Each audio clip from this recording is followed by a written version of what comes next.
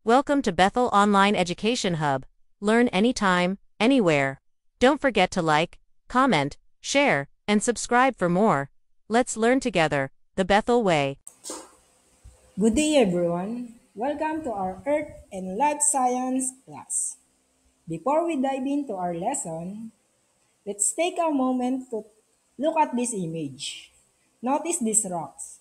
It twisted, bent, or maybe even cracked in some places. Now, here's my questions to you. How do you think this rock end up looking like this? What could possibly be strong enough to bend something as solid as heavy as rocks? You might think about earthquakes, maybe volcanoes, or the movement of Earth itself. And you're right to wonder about those things. The Earth is full of powerful forces that act deep beneath the surface. Even though the ground we walk on seems steady and firm, it's actually sitting on enormous plates of rock called tectonic plates, which are constantly moving, pressing, and pulling against each other. When these forces build up, they don't just affect the surface, they also change the shape of the rocks underneath. Rocks can bend, twist, fold, or even break apart, depending on how strong these forces and how long they act on the rock. Well, that's exactly what we're going to find out in this today's lesson. Lesson 7, the formation of the crust. Today, we'll learn about the different ways rocks deform, what they when they push or pulled by these forces. We'll discover what caused mountains to rise, valleys to form, and why sometimes the ground can shift beneath our feet. So, are you ready to explore the powerful movements happening under our very feet? Let's get started. So, what is deformation? Deformation is the process by which the Earth's crust change its shape, size, or structure due to the force acting on it.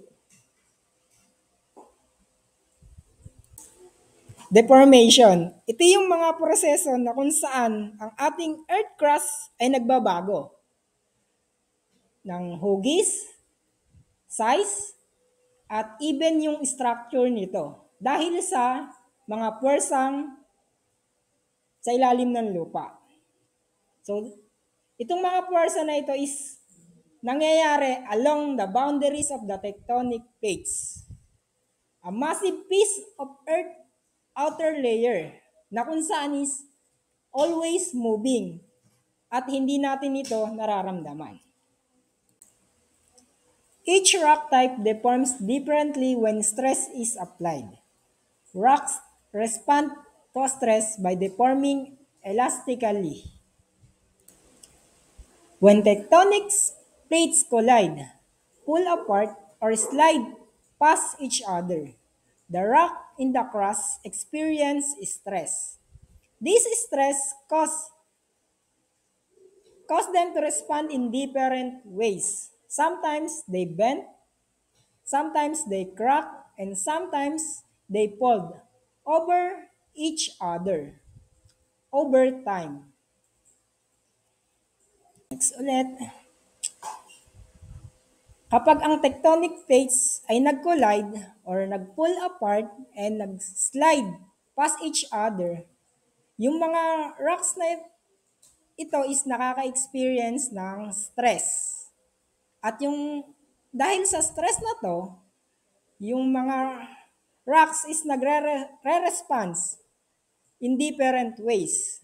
Sometimes they bend, Sometimes, nagkakaroon ng crack. And sometimes, they fold over each other. Over time, this create noticeable structure in landscape like folds na kung saan yung rocks is nagbe-bend like into wave patterns. Next is fault, kung saan yung mga rocks is nagkakaroon ng crack and shifting along a line. And the third is joints, a simple fracture in rock with no movement, na kung saan yung mga bato is nagkakaroon siya ng fracture, nagkakabitak-bitak na para siyang maghihiwalay. The last is flow polation. Ito yung mga visible layers or stripes na nabubuo na kapag ang bato is na squeeze. You can actually see the result of deformation in real life. So makikita nyo to sa mga mountain range, deep valley, and even in road cuts na kung saan mananotice nyo yung mga layer ng bato na para bang tinilted or tinwist. Then one interesting things to remember in the different rocks respond differently to stress. So minsan yung mga bato is flexible at nabebend sila nang hindi na babasag or nabe-break. Na kung saan yung iba naman are brittle and snap under pressure. So yung behavior na to is tinatawag nating rock deformation. And it's one of the most important process in geology because it shapes the surface of our planet. In short, deformation changes the shape of the Earth crust through the movement of tectonic plates, creating landforms and features we see all around us. Now that we know what is deformation is, so let's talk about the two major types of rock deformation. Rocks don't all react to the stress the same way. So, big sabihin, yung mga rocks is hindi siya nagre-react sa isang stress ng parehas. So, paano nga ba nade-deform ang rocks? So, how rock deforms depends on the factor like temperature, pressure, the type of the rock, and how quickly the force is applied. So, ibig sabihin, ang mga rocks is nade-deform siya depende sa mga factors. Katulad ng temperature, pressure, yung uri ng rocks, and gaano kabilis yung force na i-apply. Let's start with the first type of rock deformation, which is the brittle deformation. What exactly brittle deformation is?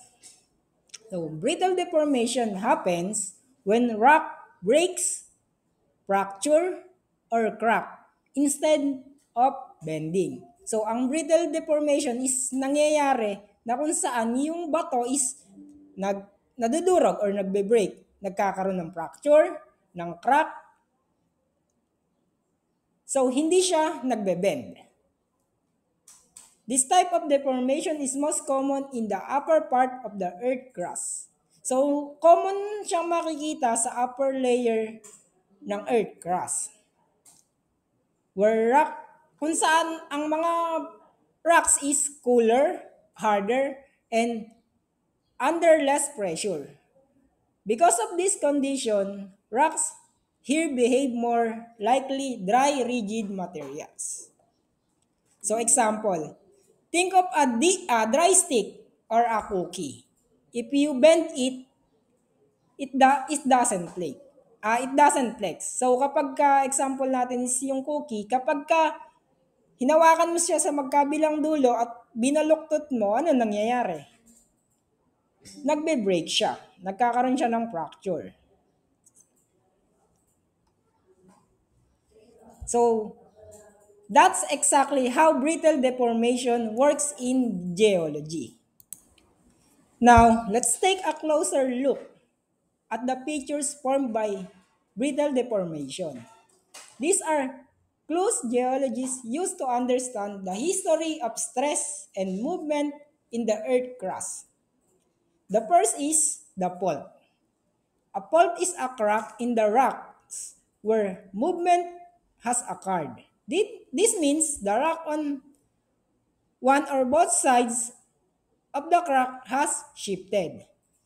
So, yung faults, ito yung makikita natin na hati sa pagitan ng dalawang bato na kung saan yung left and right side niya is nagkakaroon ng movement.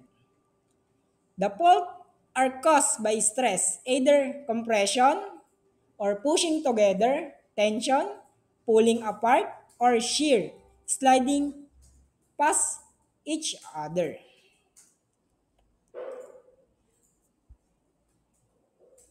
Why fault is important? Because they are responsible for earthquakes. When stress builds up along a fault line, and the rocks suddenly slip, the energy is released as seismic waves, causing the ground to shake. Example, the West Valley Fault in the Philippines is an active fault line that can produce large earthquake. So next is joint. A joint is similar to a fault because it's also a crack in the rock. However, in a joint, there is no movement happen on either side of the crack. So, ang joint is ito yung masasabi natin siyang similar sa fault. Dahil meron din siyang crack. However, yung ang pagkakaiba niya is, yung fault is nagkakaroon ng movement sa magkabilang side. Left side, right side, meron siyang movement. Sa joint naman is, wala siyang paggalaw or wala siyang movement sa kahit saang part niya. So, paano nga ba nabubuo ang joint? So, joint usually form when rock cools and contract or when stress build up without causing the rock to move. So, ang joint is na nagpo-form siya is para siyang for example niya is, di ba ang isang bato na maghapon siyang nabibilad. Then biglang umulan. Nagkakaroon siya ng interaction. Yung bato is nalamigan, biglang nag-init, nagkakaroon siya ng contraction due to temperature. And joint often appear in patterns and create beautiful formation in cliff, canyon, and road cuts. Example, you might see joint as a straight parallel cracks in rock walls during a hike or drive through mountain roads. Next is breccia. Is a type of rock made up of sharp, broken piece of other rocks that had been cemented. So yung breccia isang type and causes siya na isang brittle deformation. Na kung saan itong mga broken pieces na tong bato na to is nasa-cemented together. So, paano nga ba nabubuo ang breccia? Ang isang breccia. Breccia, it forms in area where brittle deformation has violently broken rocks into fragments. These pieces can later get buried and cemented together by minerals carried by water, forming breccia. Yun nga, ang breccia is ito yung mga small fragments of rock. Dahil sa brittle deformation, nabubuo ang breccia sa pamamagitan ng ibang minerals. So for example, yung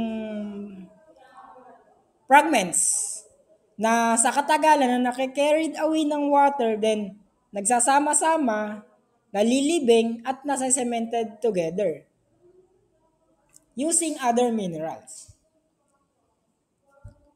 Why is it important? Brescia is an evidence of past intense tests of or tectonic activity. When geologists find breccia, they know the area experienced violent rock breakage, possibly from faulting or landslide.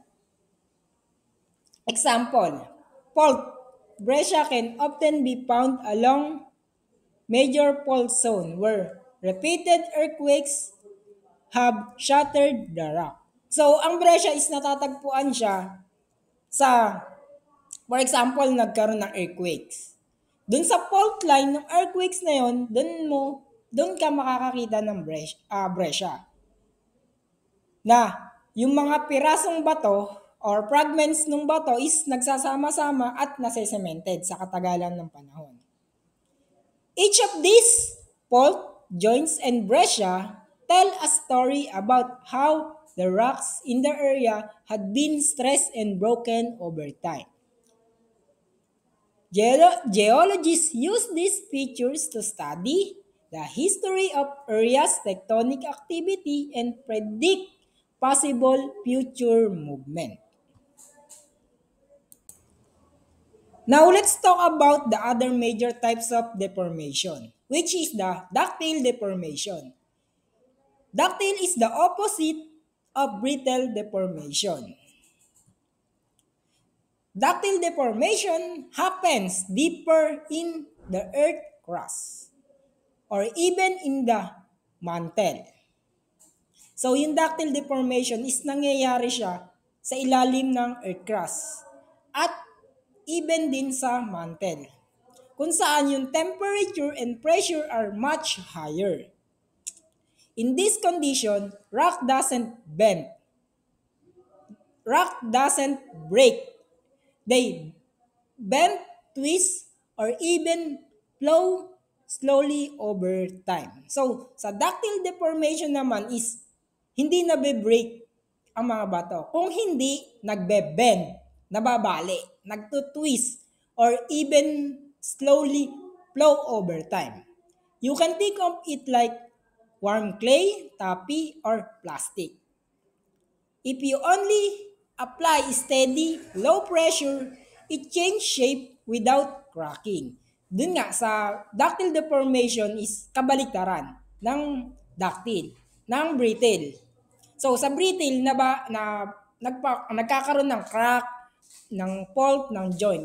Pero sa ductile deformation is nagbe-bend siya, nagtutwist.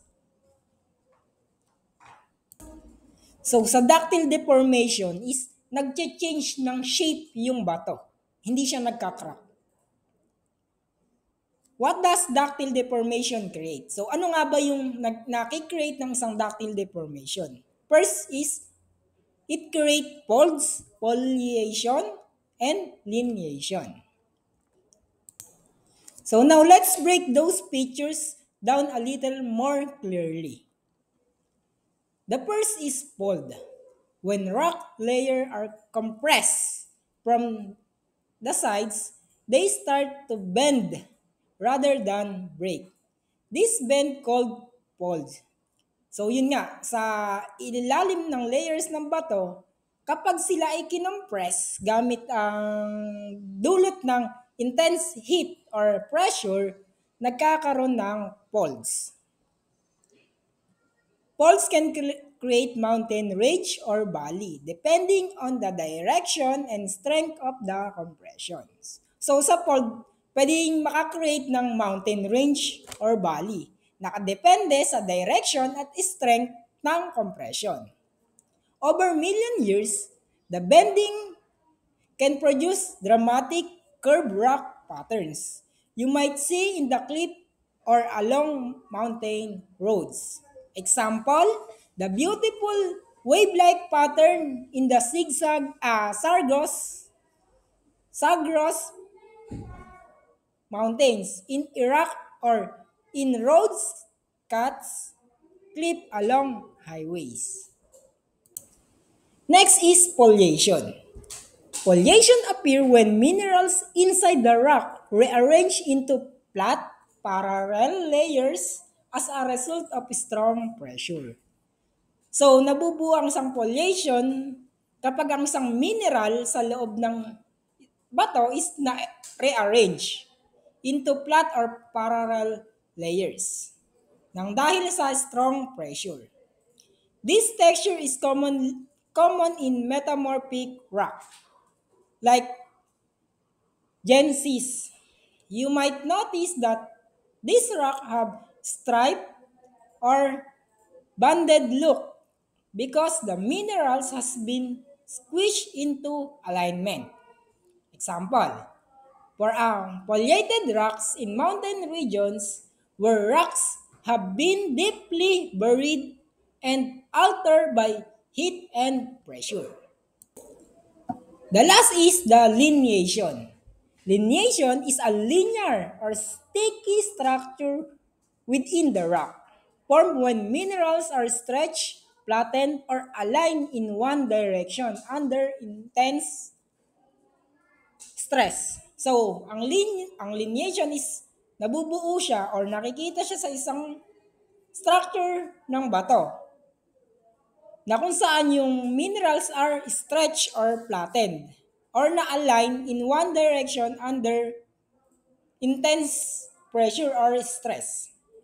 Lineation often show one direction or flow or deformation in rock during their transformation. It is visible as streaks, elongated grains, or aligned crystal. For example, in a metamorphic rocks, you might notice any parallel minerals, lines, or grooves that show how the rock was formed. You'll commonly see folds, foliation, and lineation in mountain roots and deeply crystal zones, where the rocks has been under intense heat and pressure for a long periods. These are the signs of powerful forces shaping the earth over millions of years. In short, folds, foliation, and lineation are all evidence of how rocks deeply beneath the surface has been deformed while still solid, but under the conditions so intense that they bend and float instead of breaking. Do you know rocks experience stress? Here's something cool. Rock actually experience stress, just like human under pressure. Rock can be stretched, squeezed, or twist. This stress is what causes deformation, and these are the three main types of stress that affect rocks. So, yung mga bato is nakakaramdam din sila ng stress katulad ng tao. Ito yung mga stress na to is sila yung nagiging cause kung bakit nagkakaroon ng deformation sa isang bato.